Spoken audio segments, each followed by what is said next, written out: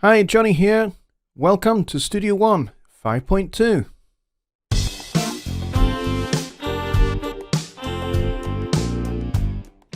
So Studio One 5.2 is crammed with more than 30 brand new features and improvements. So what I'm going to do in this overview video is basically give you a very short demonstration of the major new features that have been added and improvements that have been made, and then you can go and check them out for yourselves and kind of dive into them much more deeply in your own time. So let's get started. And the first one we're going to look at is for Windows users in particular. We finally have full screen mode for Windows.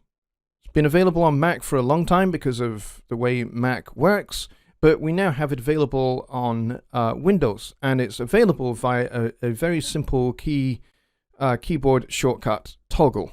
So in this case, we press Shift and F, and now the taskbar at the bottom and the menu bar at the top go away, and Studio One fills the complete screen, which is very, very useful. And the cool thing is you can just press Shift and F to get it back. So if you need to access any of the menus, or if you need to go to your taskbar to do anything else, you can do. So it's just a really simple little toggle. Shift and F turns it off and on, off and on. It's very, very cool. So for now, we're going to keep it off, and we'll probably keep it that way for the rest of the video. Alright, so the next one is one of the improvements that has been made to the Arranger track. And what you're about to see is also available in the show page as well. And we'll come on to that much later on. But right now, let's take a look at it right here in the song page. So what you can now do is you can now queue up a new section of your song whilst the song is playing, so that you can decide kind of the flow of your arrangement before you actually settle on it. Cool thing about this is you've always been able to kind of move things around, drag and drop the different sections of your arrangement around. But now you can kind of just do this on the fly. It's very, very cool. So how does it work? There's a couple of ways you can do it. You can do it by double-clicking your sections up here in the Arranger track, or you can do it in the inspector. So when you open the inspector with the Arranger track selected, you get this view here, and you get this nice little sort of guitar plectrum pointer thing that tells you which section you're on. And also you get this sync mode. If I click this down arrow here, this gives you some sync options, 1 bar, 2 bars, or 4 bars. And the cool thing, or end, and basically what these do is this means that after a period of 2 bars from your selection of the next section, it will jump to that section seamlessly and in time. Or you can have it set to end. So basically when you come to the end of the chorus, it will go to the section that you've selected. So whichever one you want to do. So we will do 2 bars for now, just because I can. And I'm going to play this song from the start. And then I want to go and jump straight to the solo section. So check this out.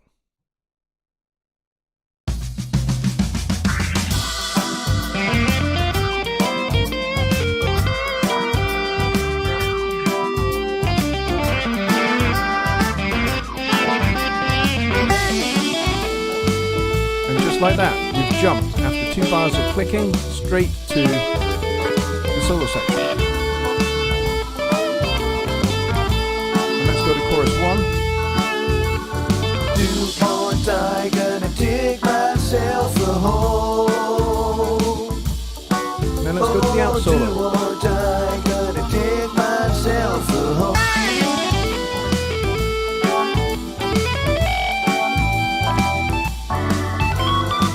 And it's as simple as that. It's very, very cool, and it means that you can kind of decide how you want things to flow. Or, if you decide you want to change your arrangement, how you might like to change it and how you think the flow might work or not work, as the case may be. So we will revisit this concept later on when we get to looking at new features for the show page. Okay, so the next little feature is very, very cool indeed. And in this particular case, what we can now do is we can select multiple channels and we can adjust all the pan sliders for each of them together at once, and they will all move relative to each other. So let me show you how that works. So if I select this channel and hold shift and select this channel, this creates what we call an ad hoc group. And then I just grab one of these pan sliders and move it. And as you can see, they all move relatively to each other. So the ones that are nearest to the far left and far right will get there more quickly than the ones that won't.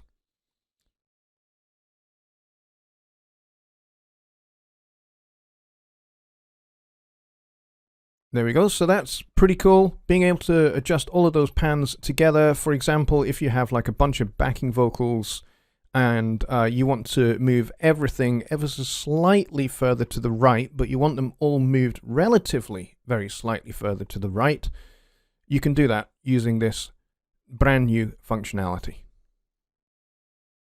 So next we're going to take a look at a brand new plugin brought into Studio One by popular demand, and that is we now have the splitter functionality that we've always had, but we now have it available in a plugin format, which is extremely cool. And the way this works is you now just grab the plugin from over here from the Effects tab, and you just drop it directly into the Insert section, and it opens up the routing window. And then you can make all of your parallel processing, whatever it is you want to do. I have a 3-part series on the splitter already available on this channel. So if you're not really sure what the splitter does or how it works, go check out that 3-part series and enjoy that, and then come back and check out how it now works so much more easily and more conveniently in Studio One 5.2. Cool little thing is you can expand this, and it now has its own little mini view, which is very, very cool. So however many splits you have and the different channel modes and split modes that you have will now show up here, including their respective levels and that kind of thing. So all of that is now available in this little micro view for the splitter as an insert plugin for the first time. It's very cool. Okay, so the next one we're going to look at, I'm going to admittedly barely scratch the surface with this one because this is big, and I could actually do a much more in-depth, detailed video on this, and I probably will later this week perhaps. But for right now, I'm going to basically just scratch the surface with this one, and you guys can go and deep dive into this and have a lot of fun with it. It's massive. So what am I talking about? I'm talking about the extensions to key switches in Studio One for MIDI instruments. They are now called sound variations, no longer key switches. So when you go into this automation lane here, you will no longer see key switches listed. You will see sound variations. And there's this new little wrench icon. And what that does is this, as you can see when you hover over it, it says set up sound variations. This opens a new mapping editor. So if I click on this, this now opens up. Let me just move this down just a little bit. And now you can see for this particular sound that I'm using, which is the Presence big string section from the PreSonus Symphonic Orchestra, I now have a bunch of key switches available to me. And what I can do is I can simply, I can audition these for a start. So I can play the track.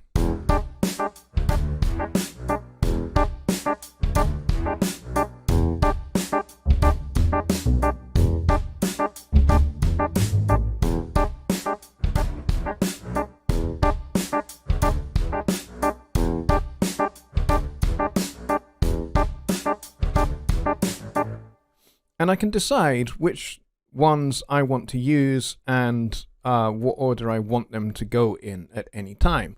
And then what I can do is I can quite simply just drag and drop these into where I want them in this lane here. So for example, let's say I want to start with pizzicato right at the very start.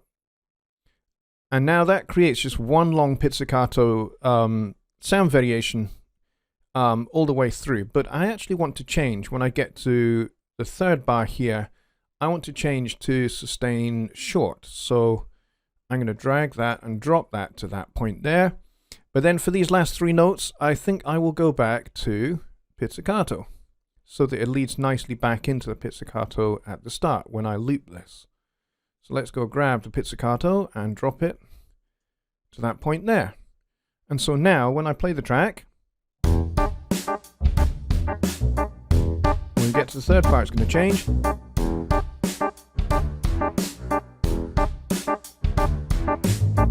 then back again. So you can have a ridiculous amount of fun mapping these things, and you can actually put them into different activation sequences. You can put them into folders, so you can do all sorts of complex things with these new sound variations. Like I said, I'm only scratching the surface with what this is capable of. I could spend all day on this, but I want to be able to get through all of these features and keep the length of this video down to a reasonable amount. So go check this one out for yourself and explore it. Have lots of fun with this. There is so much you can do here. It is very, very powerful indeed. And as I said, I will likely do a video that goes into this in a lot more depth and detail. So staying with the new sound variations, for as much as you can drag and drop these as well, there is another cool way in which you can achieve exactly what you want. You can range select a bunch of these notes. Let's say these ones here. And then you can right click one of them and you can go to apply sound variation and you can change that one just for those four notes to a different key switch. Just like that. You can also, if you really want to, you can paint them in. So you can do that with the paint tool as well. So you can choose a different one there. I can choose a different one here. And you can just go crazy with different ones that you want with the paint tool and how long you want them to last for. So definitely go and have fun with this. It's very, very powerful. And as I say, there's a lot more to this. So go have fun with it. So staying with the note editor, what we can now do is we can now freely select a range of velocity events, and we can edit those together just by using the arrow tool to select, to use the arrow tool to select a range. Why is that not working all of a sudden? There we go. I've selected them. And so you can now freely adjust those up and down as you want. But if you press the Alt or Option key, you can do the same, and you can create a transform event, and you can do a decrescendo. You can do a crescendo. You can do whatever you want using this transform tool. It's very, very powerful. So go and have some fun with that. And also by holding down the Shift key, you can extend that out as well. So if you want to make a 2-bar thing or a 1-bar thing or a 1-bar and 1 beat, whatever you want, just by holding Shift, you can change that. Okay, so that is a very cool little nifty feature. And we're going to stay with the piano view and the note editor for the next one. Let's check this one out. So what we now have in the note view here, I've zoomed in quite significantly, and I've used the data zoom here to expand the size of these notes because I want to show you something extremely cool. We now have a smart tool available to us in the note editor. So for example, if I hover at the top of this note here, can you see how the pointer has changed? So if I now, with this pointer changed to this symbol, if I now click and drag, it changes the velocity of the note. If I drag up and down,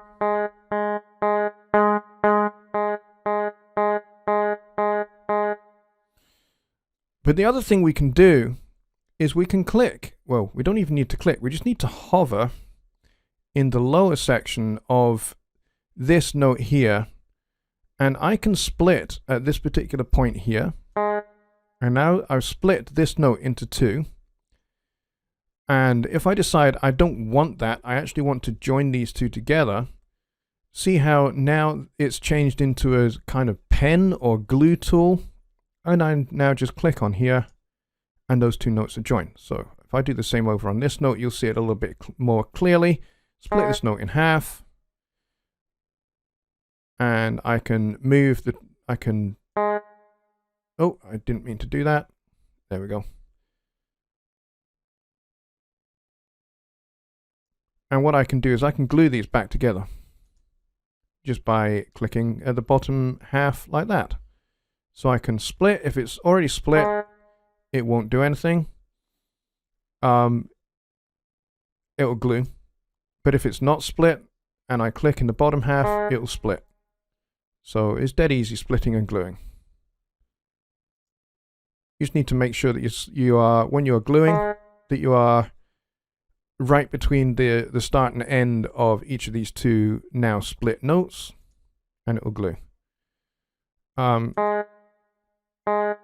So I can split this into multiple pieces, and I can glue them back together. And there we go. We've glued that back into one note. That is extremely cool. All right, so moving on to the next major area for development in Studio One 5.2, and that is the show page. Show page has had some extensive additions made to it, not least of which is the addition of the arranger track and the chord track to the show page, which is fantastically useful and helpful for when you're doing a live performance version of your song. So these are our familiar icons, and you can open them here. I already have these open, and I'm going to show you these in different song settings in just a second. So to start with, let's take a look at the arranger track. And of course, as I showed you in the song page, you can change the sync mode to 1 bar, 2 bars, 4 bars, or move for it to move on to the section that you choose at the end. So all of that from the song page applies. But the cool thing is here is you can customize what happens to each one of these sections. If I click on this little icon here, you get a bunch of options. You can either continue, you can stop at the end of that section, you can loop the section, or you can loop the section and continue. And I'm going to show you this particular option in just a second. Or you can skip the section altogether. So let's say we get to the end of this song. It's the last song of the set. And what we want to do is we want to loop this out solo section, the very last part of it. We want to loop this several times before we actually come to the end of our song. Or maybe even with this section here, this first part of it might be a better option because this actually has an arranged ending to it. So let's do it with this first half of the solo, outro solo section. So what we can do is we can click on here and we can go loop and continue, and then we go back and we right click, and this brings up this little dialog box here.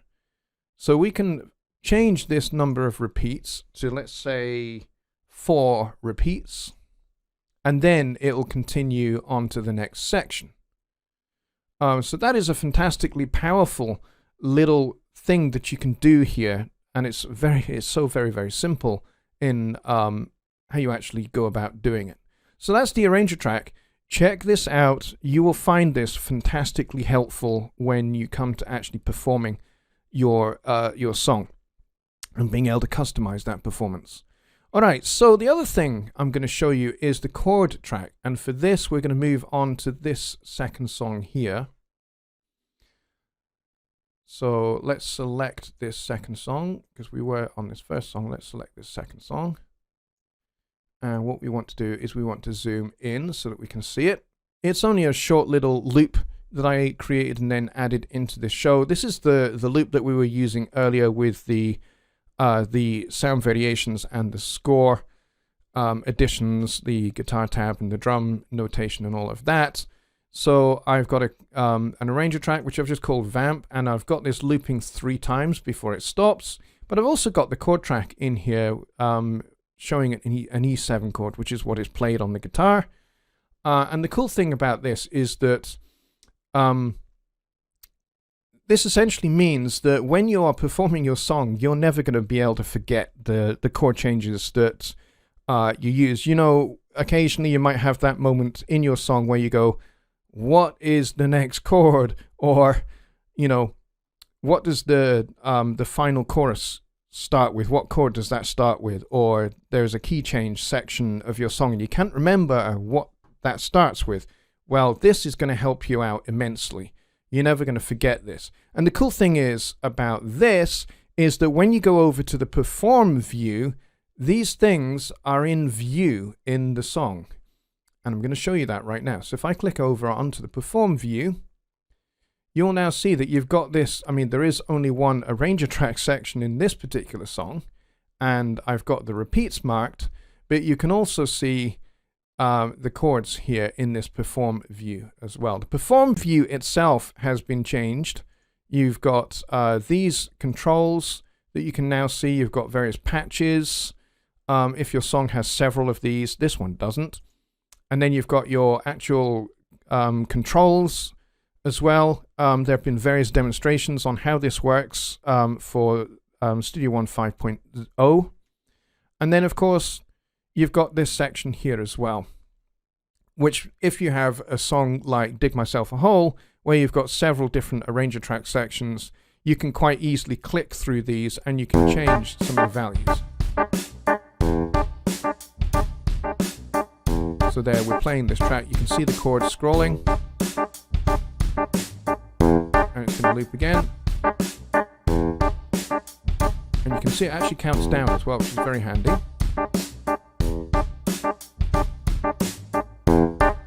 And we got this final loop. And in this case, the song will stop when it gets to the end. And there, perfect. It stops, which is what we were hoping it would do. So when you go to Dig Myself a Hole, or you have a different song with a lot more different arranger track sections, if you decide that you want to truncate your song because maybe your audience is not really digging the song, hopefully that's never going to happen to you. But if that does happen to you, you can always jump to the last section of your song by using these macro controls here. So it's very handy, very easy to use, and you can do that all on the fly, and you can also set it up so that it's controllable from from Studio One remote, or it's controllable from a different device. So you're not having to grab a mouse and have a computer available. This can be done from, well, you've got to have your computer available, but this means that you'll be able to trigger this from the Studio One remote, which is very, very cool indeed. So the next thing we're going to look at is probably the #1 feature that members of PreSonus have wanted to see in Studio One, integrated directly into the Studio One browser for a wee while now. Well, we've now finally gone and done it. So you now have direct access to PreSonus from the browser. First thing you need to do is go to the Cloud tab, and then you click PreSonus. It should automatically sign you in. There is a sign in button there, but you should automatically be signed in. And when you are, you can double click that. And then this opens up 2 sections here. One that is for collaborations. This is a folder for all of your workspaces where you are collaborating with other people. So if I open this, you can see all of the workspaces that I personally am involved in right now. I go back there, and then I've got my own personal workspaces here. Brand New Day, which is something that I'm working on, and then Cerebral Jazz Club is my kind of test space. It's where I kind of dump things for working with at a later date. So these are very, very cool. This integration is very, very cool indeed. So let's say I want to add something to this Brand New Day workspace. Let's say I like this drum groove and I'm thinking I might use it in another song. The the cool thing is I can just drag and drop this. And now it'll start to upload. And boom, there it is. It doesn't have a fancy name. It just has the name of the event. So if you want to rename it to something, then you have to rename the event. So it's not saying MIDI channel or whatever, MIDI channel export, whatever it is, because that's an unimaginative name. You might just want this to be simply drums, in which case just rename the event drums. And to do that, it's pretty easy. You just select the event, not by double clicking it like I just did, but you can right click at the top there, double click there, and just call that drums. And now that event is now called drums. And I could easily just go and say, I don't want this. I want to delete the file. Delete the file. And then I can go and re-import it into the workspace.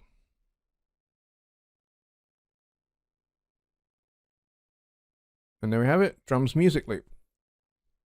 So that's now ready to drag into a brand new song.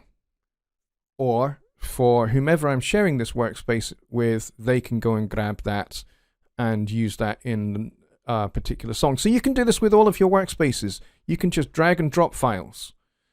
So if you're collaborating with somebody and let's say you send them a drum track for their song that they're working on, and then they are working with you on a completely different song and they send you a bass part, the bass part will appear in the workspace here, and then you just drag and drop it into the song. It's as easy as that.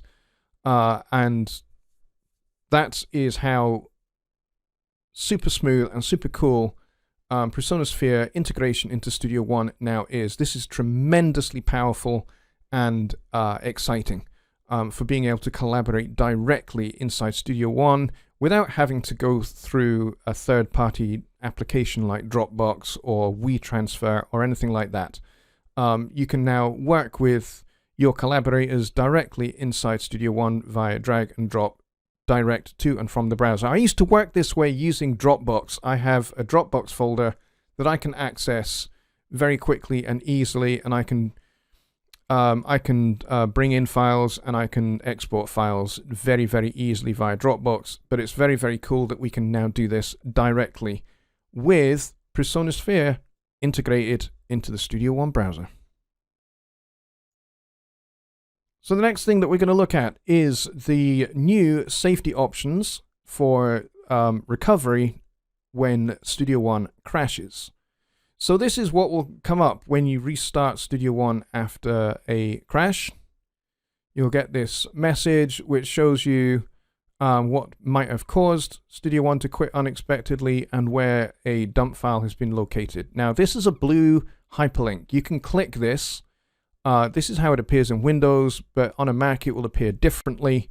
Doesn't really matter too terribly much. Just click this and this will take you to the location of where your dump files are, and it will be listed there by date and timestamp, so you should be able to find the specific crash report very, very easily. And when you do that, you can attach that to a PreSonus technical support ticket from your MyPreSonus or your Sphere.PreSonus accounts. And that data will be very helpful in helping PreSonus support, of which I'm a part, to be able to diagnose the issue a lot more quickly and get you back up and running as quickly as possible. But you've also got these recovery options here. So you can start with these different options, or you can start just normally, like you normally would. If you suspect that the plugin that didn't work as expected is a VST3 plugin, but you really want to be able to get back into Studio One and kind of load up the song without the VST3 plugin support service running, you can just check this box here and it will disable that service, and then you can restart Studio One. If you've got an issue with Melodyne or Vocaline, you can disable the ARA service. You can disable the rewire service. You can disable any of these and you can restart Studio One, and you can actually do a different combination to try and find what the troublesome issue is, especially if you don't get any useful information here which you may or may not. You may get really useful information like exactly what the plugin is. But you can also start with the plugin manager, not the show page, the plugin manager.